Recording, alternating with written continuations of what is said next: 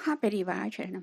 ஸ்ரீ லலிதாரகசி சகஸ்ரநாமத்தில் பக்திவிதிகள் அம்பிகையின் நாமங்களாகச் சொல்லிக்கொண்டு தத்வார்த்தமாக நம்மை மிக அருகே அவளுக்கு அருகே அழைத்துச் செல்கிறார்கள். இரண்டும் இல்லை, பல ரூபம் கிடையாது, ஒன்றே ஒன்றுதான் என்று சொல்லக்கூடிய அந்த பரபிரம்மத்தின் சொரூபத்தை நாம் எப்படியெல்லாம் உணர முடியுமோ அப்படியெல்லாம் நமக்கு உணரச் செய்கிறார்கள். அப்படித்தான் அவளுடைய ஒலி வடிவம், தேஜோ வடிவம் அப்படிலாம் நம்ம பார்த்தோம் இல்லையா? அதை சொல்லக்கூடியது போல இன்னொரு நாமம். ஓம் ஓஜோவத்யை நமஹ. ஓம் ஓஜோவத்யை நமஹ. அதாவது இது என்ன சொல்றாங்க அப்படின்னா, ஓஜஸ் அப்படின்னு சொல்லக்கூடிய சாரமாக உள்ளவள். இந்த ஓஜஸ் அப்படின்னு தெரியணும் அப்படின்னா, ஒரு தடவை நம்ம முதல்ல யோகினிகளை சொல்லும் பொழுது அதெல்லாம் சொன்னதை ஒரு தடவை திரும்ப நம்ம நினைவுபடுத்தி பார்த்தா நமக்கு இன்னும் நன்றாக புரியும். யோகினிகள் சொல்லும் பொழுது அந்த யோகினிகள் விசுத்தி சக்கரத்துல இருந்து என்னென்ன யோகினிகள்லாம் இருக்காங்க, அவங்க எந்த தாதுக்கள் வடிவம் இருக்காங்க அப்படின்னு நம்ம பார்த்தோம். அடுத்தது நம்ம சாப்பிடக்கூடிய ஆகாரமானது முதலில் தோலுக்குரிய தாதுவாக மாறி அதற்கப்புறம் ரத்தம், மாமிசம், மஜ்ஜை, மேத, சுக்லம் அப்படின்னு சொல்லிட்டு சுக்ல சம்ஸ்திதா வரைக்கும் இப்படி பார்த்தோம் இல்லையா? இப்படி ஒவ்வொரு தாதுக்களாக உடலில் சேர்கிறது. இப்போ இந்த தாதுக்களோட வேலை என்ன அப்படின்னா, உடலுக்கு ஏதாவது உபாதைகள், தொந்தரவுகள், நோய்கள் வந்தால் தாதுக்கள் என்ன பண்ணுமா, இது எல்லாமே சேர்ந்து எழுந்து, இப்போ நம்ம சொல்லக்கூடிய ஆன்டிபயோட்டிக்ஸ் சொல்கிறோம் இல்லையா, அதுபோல இது வெளியில் எழுந்து வந்து உடலுக்கு எதிர்க்கக்கூடிய சக்தியை கொடுக்கும் அப்படின்னு சொல்கிறாங்க. பார்த்தீங்களா? அறிவியலை மிஞ்சிய ஒரு கண்டுபிடிப்புகள் அப்படிலாம் சொல்கிறோம் இல்லையா? அப்படிலாம் ஆன்மீகத்தில் அத்தனை விஷயங்களையும் சொல்லி இருக்கிறார்கள். ஆக நம்ம உள்ளே போக போகத்தான் அந்த அறிவியலும் இதில் சொல்லப்பட்டிருக்கிறதும் தெரியும். இதில் இருந்து தான் அறிவியலும் வந்திருக்கலாம் அப்படின்னு நமக்கு தோன்றும். அப்படி வந்து இந்த சக்தியை கொடுக்கக்கூடியது.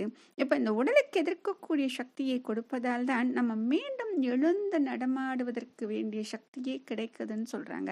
இப்போ இந்த தாதுக்கள்னால் தான் இது அத்தனையும் அடைக்கிறது. சரியா? இப்போ இந்த தாது சாரத்துக்குத்தான் ஓஜஸ் அப்படின்னு பேரு. இப்போ இந்த ஓஜஸ் குறைந்து விட்டால் என்ன ஆகும் அப்படின்னா, நம்ம எவ்வளவுதான் சாப்பிட்டாலும் என்ன ஆகும் அப்படின்னா, அது உடம்புல ஒட்டாது சொல்லுவாங்க. ஒவ்வொருத்தங்களுக்கும் அந்த மாதிரிலாம் சொல்லுவாங்க. அது போன்ற நிலை இருக்கும் பொழுது நமக்கு வந்து உடம்பு உபாதைகள்லேருந்து சரியாவது ரொம்ப கடினம் அப்படின்னு சொல்கிறாங்க.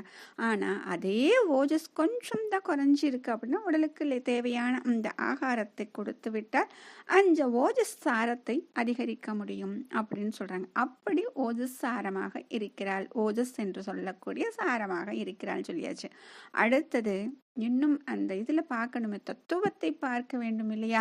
நாம் தினமும் சொல்லக்கூடிய ஒரு விஷயம், பெரியவர்கள் அனைவரும் நமக்கு சொல்லி தந்த விஷயம், ஆகாரம். நாம் உண்ணக்கூடிய ஆகாரம் தான் நமது எண்ணங்கள், நமது வாழ்க்கை, நம்முடைய சரீரம் அப்படின்னு சொன்னாங்க. அப்படி சொல்லக்கூடிய அந்த விஷயத்தை, அந்த தத்துவத்தை இங்கே உணர்த்துவது தான் ஓஜோபதி அப்படின்னு சொல்றது. என்ன அப்படின்னா, குண்டலினி மார்க்கம். இப்போ நம்ம குண்டலினி மார்க்கம் பார்க்கும் பொழுது என்ன ஆகும், மூலாதாரத்திலிருந்து அப்படியே மேலே வருதா.